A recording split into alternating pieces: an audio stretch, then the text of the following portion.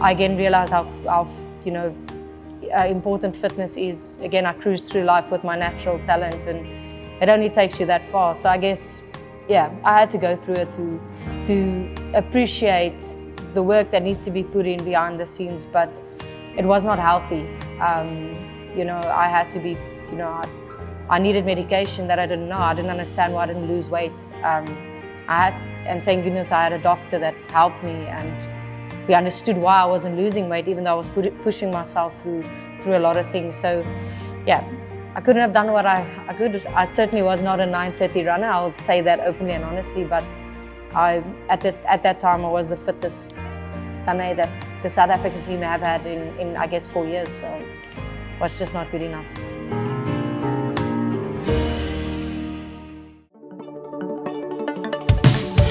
She's one of the most celebrated cricketers from South Africa. In a career spanning 14 years, she's captained all formats of the game, now part of the RCB camp. Dané van Niekerk, welcome to Bold Diaries. Thank you, yeah. Good to be here eventually.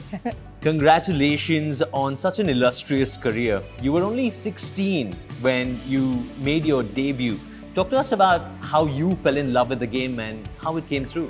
Yeah, look, I always say, like, it's just such a cliche, you know, in South Africa, I always say we grow up with, I guess, cricket and rugby and soccer, as we call it back home, and we watched a lot of cricket and played a lot of cricket in the backyard and irritated my brother a lot. I always wanted to bat, and I guess I fell in love with the game there, and my dad, he saw a bit of talent. I probably played a little bit better than, I guess, the average little girl when it comes to cricket at the age of 4, and he took me to a club, and yeah, I guess everything, you know, panned out from there. And you just continued playing on.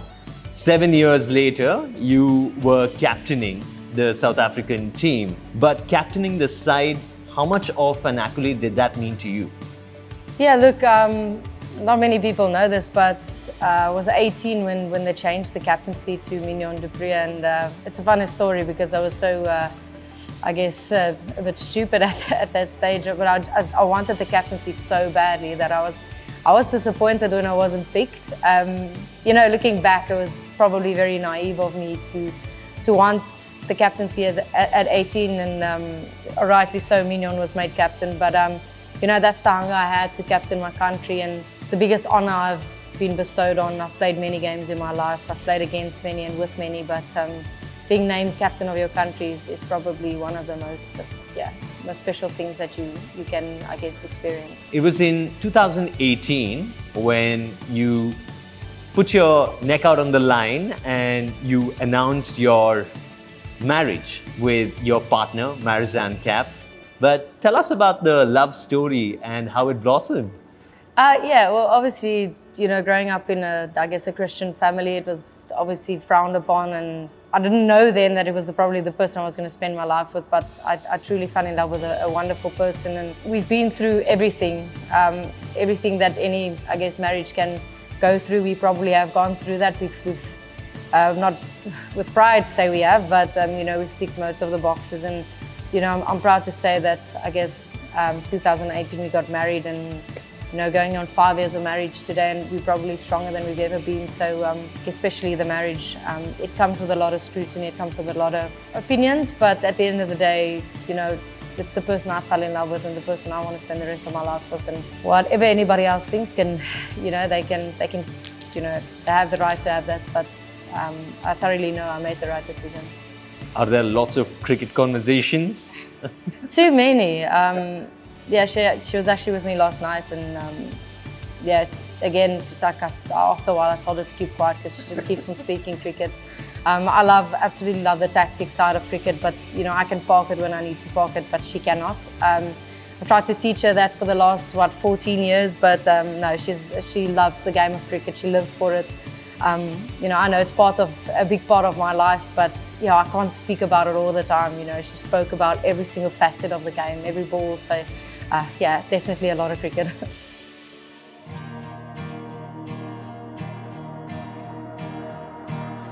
Well, for the WPL, it's been incredible having both your parents join you as well, both the dads, Peter, and having them in the stands and watching and enjoying the game.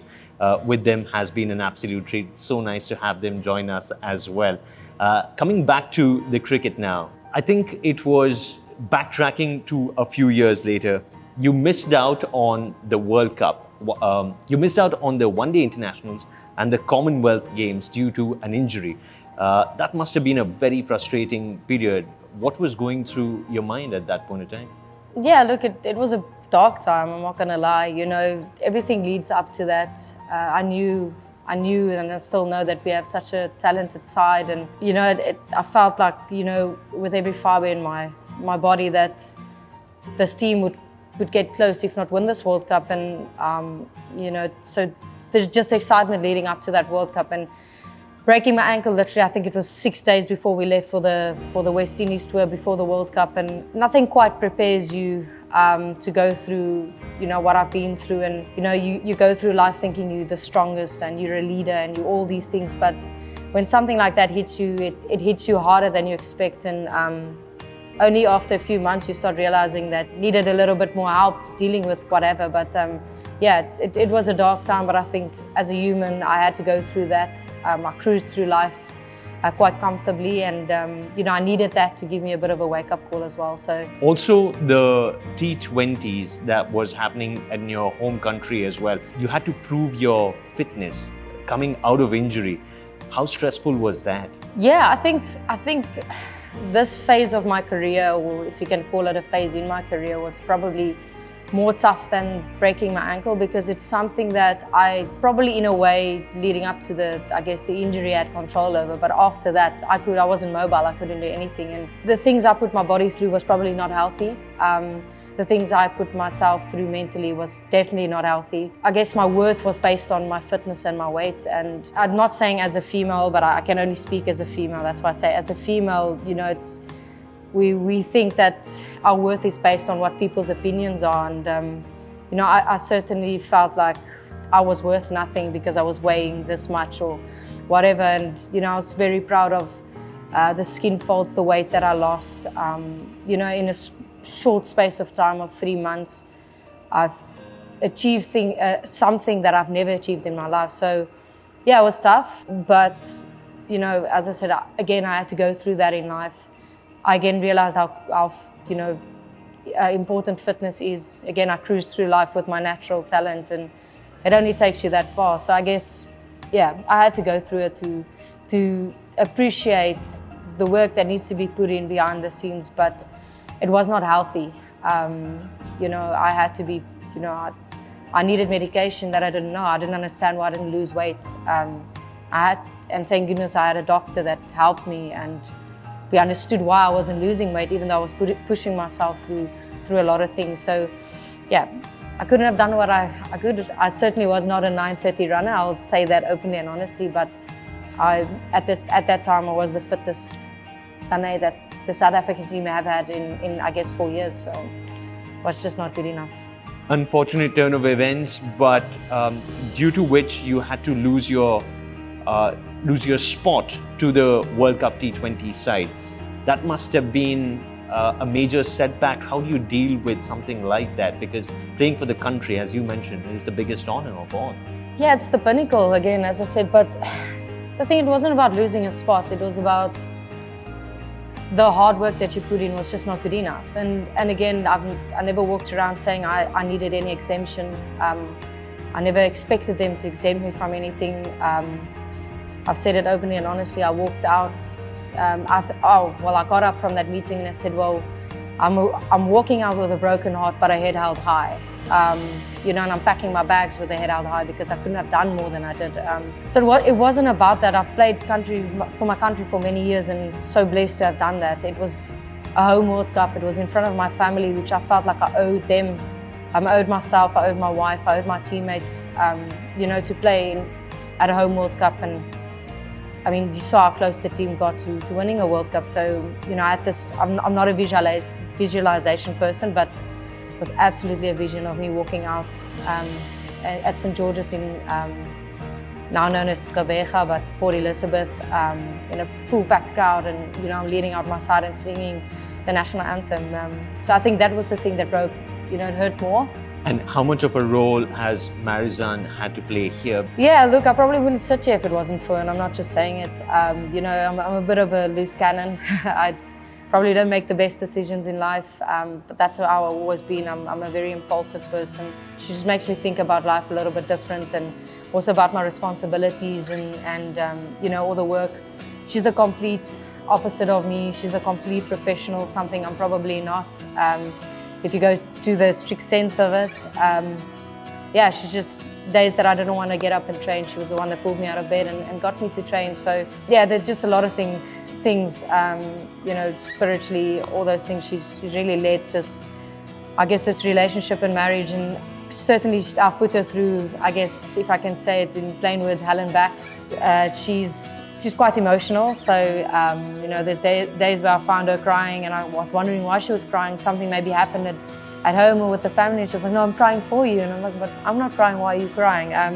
But she's such an emotional person, and the fact that she stayed yeah, with me just shows you, you know, how it hurt her, I guess, as much as it hurt me, because Marizane saw the tears.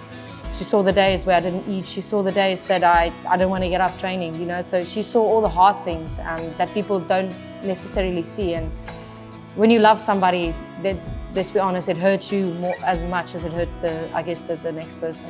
Absolutely, and she's joined us in the stands when we've had our games, which is so beautiful. Let's talk about the days when, just a few days after all of this, the WPL announcement happens. RCB picks you up, and of course Marizane is part of the Delhi camp. But what were the emotions and what were you guys going through when the big announcement comes in? I'm not gonna lie, I was commentating the South Africa-New Zealand game, and I just had a bit of a strut about myself, you know. It's been a while since I had some good news, and that was certainly, you know, amazing news. So I just had a bit of a strut about myself walking on the ground, and I was proud, you know. I was really proud because I was only one of 4 South Africans getting picked up, and, you know, it just gave me a little bit of validation as to maybe it was not a short-term thing, you know. Not everybody is short-sighted as to, oh, she didn't play cricket for the last year, but it's people that not respect, but I guess value me as a cricketer for what I've done, or, you know, what I've produced throughout the years. And not because I remember it, but it's because I forgot it. You know, I forgot what I've done in international cricket and what I've done, you know, on a personal level. So that was just a bit of validation, and obviously it's such a historic thing, it's such a big thing. When you grow up, you don't think it would happen. Like a WPL, where in life would that happen when I was 16? So definitely a dream come true. I didn't think I'd say that at the age of 29, but it was absolute dream come true. Well, congratulations on such a glorious career. Truly an end of an era for South African cricket. But what's next for Dané van Niekerk? Yeah, well, WPL, again, just finding my feet. I haven't played a lot of cricket, and, you know, the team and the coaching staff, Mike and Ben and them, you know, and Marlo has been incredible. You know, they know that I haven't played a lot of cricket, but, you know, just pumping me full of, I guess, confidence. And, you know, even though I haven't had any game time, the hard work has been put in behind the scenes, you know, just working with me, and I will forever be thankful for that, no matter what. And definitely not out of the game. Hopefully, with time to come, I can go into commentary. That's something I've found a new love for, is speaking about the game, and hopefully with time I can, I guess, you know, move into the commentary side of stuff. Well, your contributions are highly valued, and we see how the younger cricketers and the domestic cricketers so look up to you in coming and having a small little conversation so that they can pick your brains and just get an understanding of how you're a natural with the game. Dané, you have truly been indulging with a lot of food here in India, and rightfully so. You were mentioning that you love curry. What have you been up to here in India and soaking in all the local culture? Yeah, well, I do. Like, Marizane gives me so much, like, wherever I go, wherever in the world, she tells me, like, you just eat whatever you want, and you don't even think. Again, it's that loose cannon mentality. But no, I love the Indian culture. I love curries. The Indian curry is a bit more spicier than back home, I'm not gonna lie. I always thought I'm like the spice queen in South Africa, but apparently not at all. I love getting immersed in the culture. It's a bit hot, so some days I just stay in. But yeah, it's just, I always love coming to India, you know, not just besides anything, it's just the culture around cricket as well. You just get immersed in it, and hopefully I can come back soon again. Dané, you are an absolute champ, and for all the love and respect that you've earned from the fans, here's wishing you the very best. Thank you for being part of Bold Diaries. Continue to shine. Thank you so very much. Thank you. Appreciate it.